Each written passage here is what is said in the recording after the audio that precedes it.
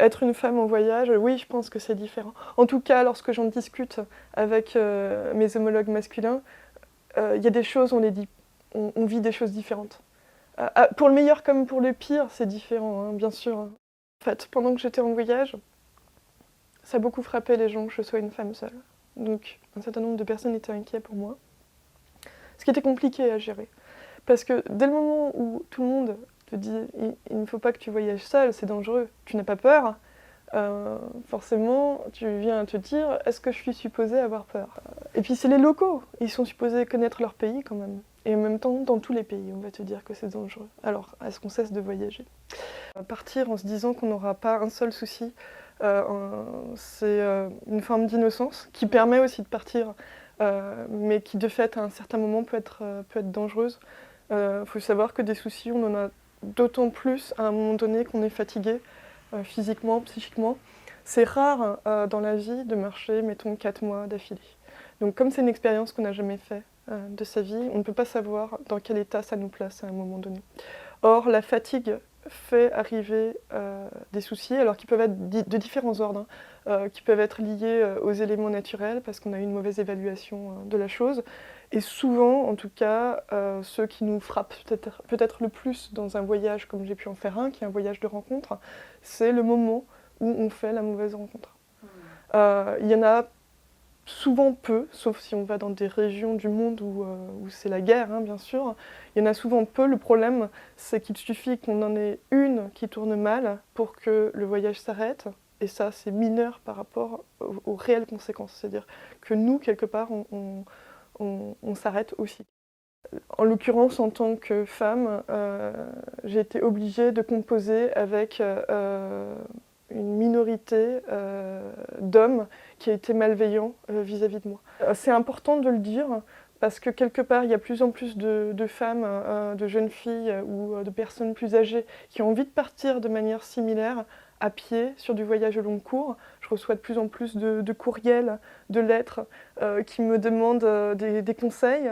Ça devient impossible quelque part de dire, par pudeur, quelque part, le voyage a lieu et c'est tout, quoi. Finalement, quand j'ai cherché des informations sur le voyage, sur qui je suis tombée? Sur des hommes. C'est des hommes qui m'ont filé des tuyaux.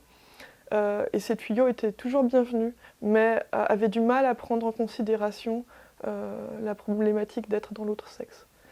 Donc ça, c'était réel, mais en même temps, ils ne pouvaient pas l'inventer, ils ne savaient pas, tout simplement. Voilà. Après, je pense que c'est à l'image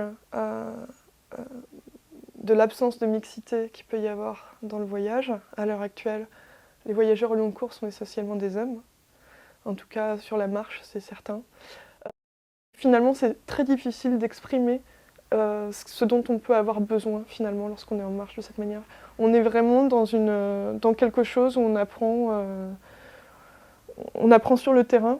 Après, ça vaut le coup d'avoir un cadre, des éléments de réflexion, bien sûr, mais tant qu'on ne l'a pas vécu, c'est difficile de pouvoir comprendre véritablement les problématiques, je pense.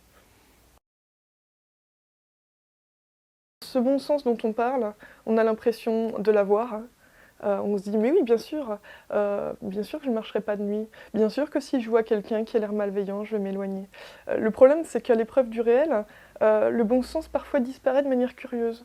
Tout d'un coup, on manque complètement de bon sens, et c'est trop tard. À un moment donné, parfois, au lieu d'écouter son bon sens, on écoute ce qu'on appelle la raison, on écoute notre éducation et la nécessité vis-à-vis d'autrui d'être poli, de l'écouter, des choses comme ça qui nous mettent parfois en danger.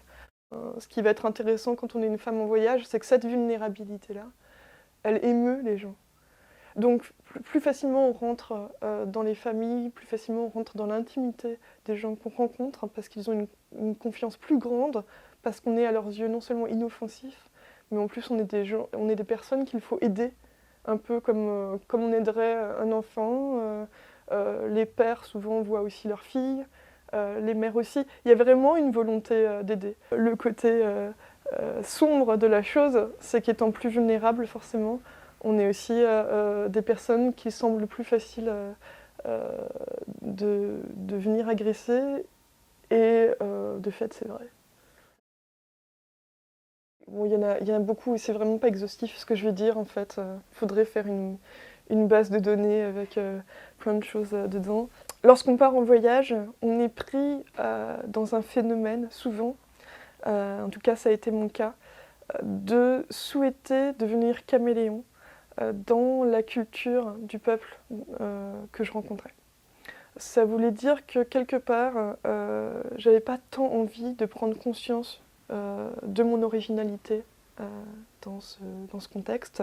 Moins on est conscient, à mon avis, de ça, du fait qu'on est là, qu'on est différent, qu'on est finalement communicant d'une autre culture, plus on se retrouve en danger.